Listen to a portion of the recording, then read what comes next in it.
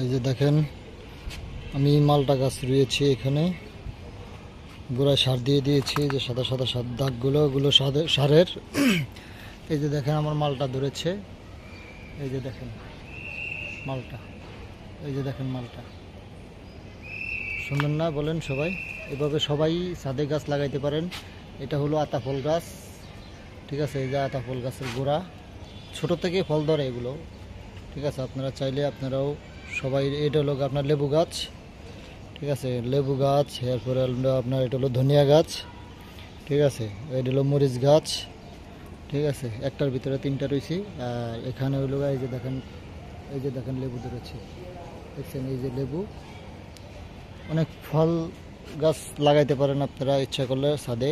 এই যে দেখেন এই হলো মালটা গাছ, এটা এখনো ছোট, এটা থেকে ফুল হয়ে আবার ঝরে গেছে, এখনো ধরে নাই, ধরবে। এই যে সার দিয়ে দিয়েছি ইনশাল্লাহ। আর এই হলো আতা ফল গাছ, একটা এটাতে ধরেছে, এই যে দেখেন, এই যে দেখেন আতা ফল, ঠিক আছে? এই যে আতা ফল গাছ, এই হলো গোড়া, বালতির ভিতরে আর কি এগুলো রাখা হয়েছে। আর আপনারা চাইলে সবাই করতে পারেন, ইট দিয়ে বেড়া দিয়ে আপনারা করতে পারেন।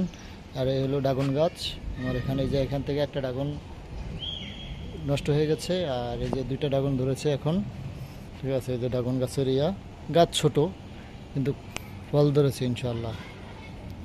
আর এটা হলো সাজনা গাছ, এই যে সাজনা গাছ, ঠিক আছে? এই যে হলো সাজনা গাছের গোড়া, গাছ ছোট কিন্তু ফল ধরে মাগার ইনশাল্লাহ অনেক। আর এগুলো ফুল গাছ, আপনারা চাইলে সবাই এরকম ফুল গাছ বা অনেক গাছই করতে পারেন। এগুলো হলো আপনার অ্যালোভেরি গাছ, এই যে দেখেন,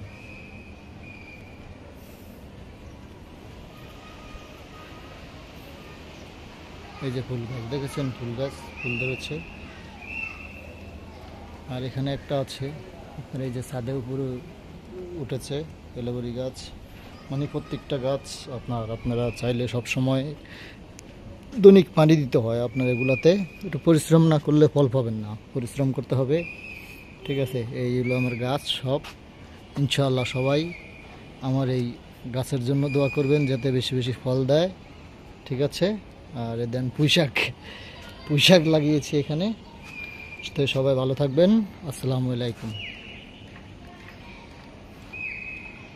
সবাই অন্যান্য সব প্রত্যেকটা ছাদেই আপনার এই যে গাছগুলো আছে, এই যে দেখেন প্রত্যেকটা ছাদে গাছ আছে, সবাই লাগিয়েছে ছাদে, আমরাও লাগিয়েছি। সবাই ইচ্ছা করলে আপনারা লাগাইতে পারেন ছাদে গাছগুলো। তো সবাই ভালো থাকবেন, আল্লাহ হাফেজ।